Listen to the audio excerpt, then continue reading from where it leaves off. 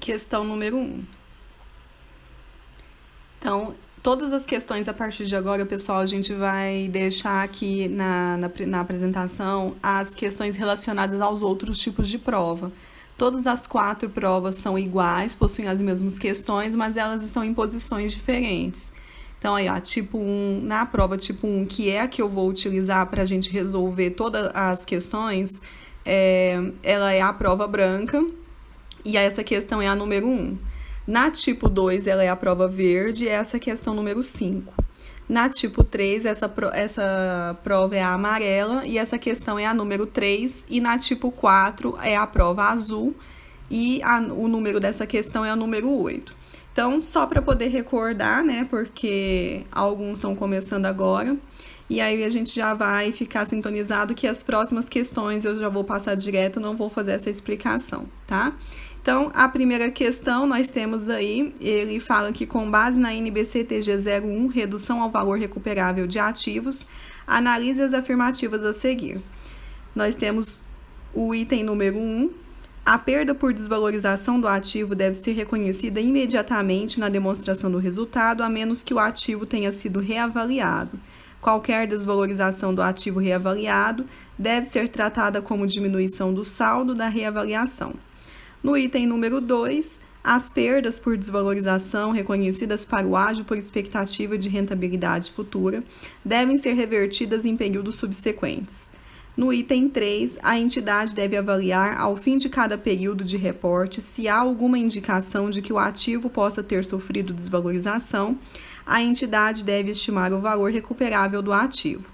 E ele pede, então, para a gente marcar aquelas que estão corretas e marcar a sequência aqui, né, na alternativa entre os itens que estão corretos. Então, para começar, é bom a gente fazer uma revisão sobre a redução ao valor recuperável. Então, essa redução ao valor recuperável ela vai estar presente lá na NBC-TG 01, que vai tratar de teste de recuperabilidade ou impairment test, e ela tem o objetivo de assegurar que os ativos da companhia estejam registrados contabilmente por um valor que não exceda o seu valor recuperável. Para isso, a gente precisa, então, encontrar o valor recuperável, verificar se esse valor recuperável é maior ou menor que o valor contábil, para, então, fazer a resolução das questões quando é uma questão numérica, vamos assim dizer, né? Que essa questão que a gente vai resolver agora, ela é teórica. E aí, então, o que seria o valor recuperável de um ativo? Esse valor recuperável, que também pode ser chamado de unidade geradora de caixa, é o maior montante, ou seja, o maior valor entre o seu valor justo líquido de despesa de venda e o seu valor em uso. Então, a gente vai pegar aquele bem, a gente vai avaliar qual é o valor justo líquido e a gente vai avaliar também o valor de uso dele.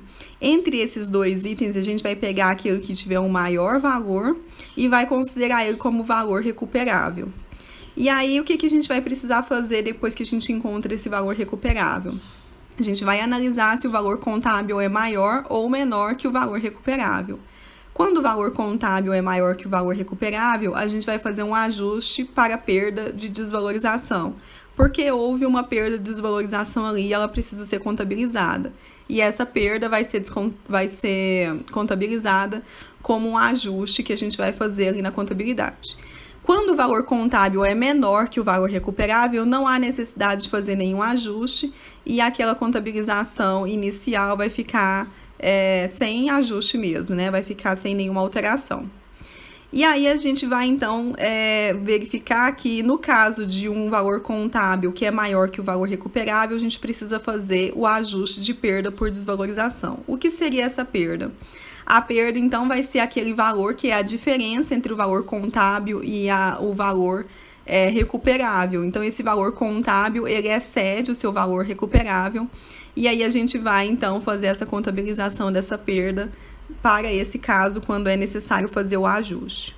Então, feito essa pequena revisão, vamos, então, analisar as questões que nós temos.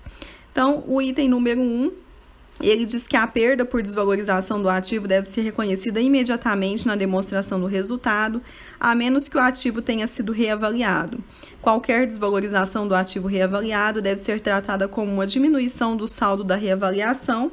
Esse item está verdadeiro, né, pessoal? A gente na própria revisão, a gente falou sobre a perda por desvalorização, e aí a gente sabe, então, que essa perda, ela precisa ser reconhecida imediatamente, né? Então, no momento que se acontece o reconhecimento dessa perda, a gente precisa fazer ali os seus registros compatíveis ao que a gente encontrou. Então, lá no item 60 da NBCTG 01, a gente vai ter que ele vai dizer que a perda por desvalorização do ativo deve ser reconhecida imediatamente na demonstração do resultado, a menos que o ativo tenha sido reavaliado. Qualquer desvalorização do ativo reavaliado deve ser tratada como diminuição do saldo da reavaliação. Então, item 1, verdadeiro. No item 2, ele vai dizer que as perdas por desvalorização reconhecidas para o ágio por expectativa de rentabilidade futura devem ser revertidas em períodos subsequentes. Isso é falso, né, pessoal? E aí, lá no item 66, nós temos 2 itens para ver sobre isso. Nós temos o 66 e o item 124. No 66, ele vai dizer que se houver qualquer indicação de que um ativo possa estar desvalorizado, o valor recuperável deve ser estimado para o ativo individual. E se não for possível estimar o valor recuperável para o ativo individual, a entidade deve determinar o valor recuperável da unidade geradora de caixa a qual o ativo pertence. E nós temos também o item 124, que ele vai dizer, né, literalmente já vai expor para a gente que não é que o item está falso. Ele diz que a perda por desvalorização reconhecida para o ágio por expectativa de rentabilidade futura não deve ser revertida em período subsequente, ou seja, né, no item ele diz que devem ser revertidas em períodos subsequentes, e lá no item 24 a gente tem a consequência aí de que está falso, quando ele diz que não devem ser revertidas para períodos subsequentes. Então, item 2, falso. Item 3. A entidade deve avaliar, ao fim de cada período de reporte, se há alguma indicação de que um ativo possa ter sofrido desvalorização. A entidade deve estimar o valor recuperável do ativo. Tá um item verdadeiro. Lá no item 9, ele vai dizer para a gente que a entidade deve avaliar, ao fim de cada período do reporte, se há alguma indicação de que um ativo possa ter sofrido desvalorização. Se houver alguma indicação, a entidade deve estimar o valor recuperável do ativo, sim. Então, item número 3, verdadeiro.